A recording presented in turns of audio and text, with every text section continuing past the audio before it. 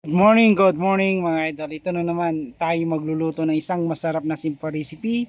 Ako'y nagluluto ngayon ng isang masarap na adobong manok mga idol. Itong mga idol, nag-aano ako ng garlic mga idol. Nagpipit-pit ako ng garlic mga idol kasi magluluto ako ng isang masarap na gigisa ko lang to mga idol. Talbos ng kamote mga idol. Balingan mga idol, tapos ko nang nabalatan yung bawang mga idol. Nakikita nyo naman mga idol, yun o. Hahaluin ko muna tong niluluto kong adobo, imikos-mikos ko muna para maluto mga idol. Bali yan mga idol, nakikita nyo naman. Tuyo na tong niluluto kong simple recipe, adobong chicken mga idol. Bali yan mga idol, dalawang putahe ang iluluto ko. Yung isa, nakikita nyo adobo na manok mga idol. Saka yung susunod ko, pagkatapos tong maluto ko tong adobong, isusunod ko na yung talbos ng kamuti mga idol. Tinakpan ko muna mga idol kasi luto na yan mga idol. At saka nag-ano na akong garlic, yan ang iluluto ko, igigisa ko yan tong talbos ng kamuti mga idol. Bubuksan ko ulit mga idol kasi lutong luto na tong adobong manok mga idol. Yan po ang ulam namin para sa tanghalian dito sa work namin, dito sa Blue Ocean Department Store, Baguio Center po mga idol. Yan po ang aking trabaho, isang simpleng buhay salesman mga idol. Shoutout po kay lahat sa mga followers ko, mga new followers ko.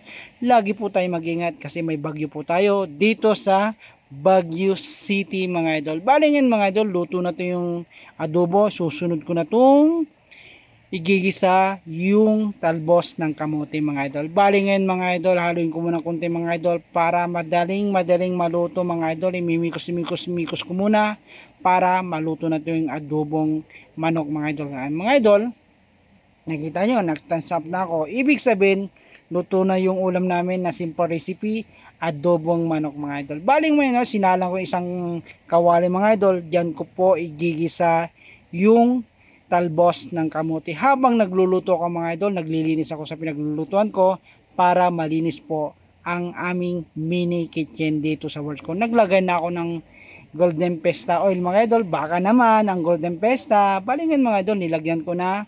Ipapainit yung kawali, mainit na. Nilagay ko na yung garlic mga idol, hinulog ko na. Nakikita nyo naman, hinulog ko yung garlic mga idol. Saka imikos-mikos ko mga idol para madaling maluto yung garlic mga idol. Nakikita nyo naman mga idol, minikos-mikos ko. Saka nilagay ko yung chopping board sa lalagyan ng para mahugas. Sabay maglilinis ako mga idol. Yung mga talsik na mantika mga idol, yung pinagtalsikan ng pinagluto ko ng adobo mga idol, para malinis po ang aming mini kitchen mga idol. Yan mga idol, yan ang trabaho ko all around, tagaluto sa katagatinda ng mga paninda namin ng kitchenware mga idol. Mimikos ko muna mga idol para madaling maluto yung garlic mga idol, para ma-fry mabuti mga idol. Yan po ang ulam namin, simple recipe. Itong niluluto ko, talbos ng kamuti, ginisa sa garlic mga idol. Good morning sa inyo lahat. Nakikita nyo naman mga idol, minikos ko yung garlic mga idol para maging brown mga idol. Pag naging brown na to mga idol, ilalagay ko na to yung talbos ng kamote mga idol. Bali yan mga idol, medyo kulay brown na. Ilalagay ko na yung isang palangganang talbos ng kamote mga idol. Ang gagawin ko mga idol, lalagay ko muna. Huwag muna natin haluin, pabayan natin mga 5 minutes o 3 minutes. Luto na tong ginisang talbos ng kamote. Tinakpan muna natin mga idol, sabay binuksan ko ulit, yan na. Luto na yung talbos ng kamote na ginisa sa garlic mga idol. Yan po ang ulam namin, simple recipe, adobong manok at saka ginisang talbos ng kamote mga idol. Masarap to mga idol, nagbibigay ng vitamin A para sa mga dugo mga idol, mga anemic, maganda yan. Good morning sa inyo lahat mga idol. Yan, nakikita nyo mga idol.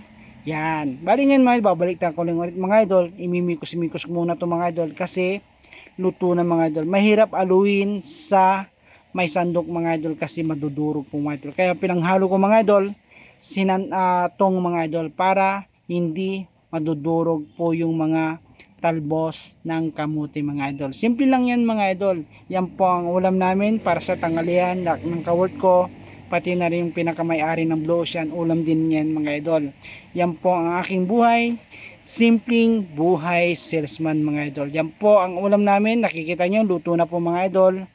Ang ulam namin na ginisang talbos ng kamuti. Umuusok mga idol. Kasi malapit nang maluto ito mga idol. Halos maluto yung mga dahon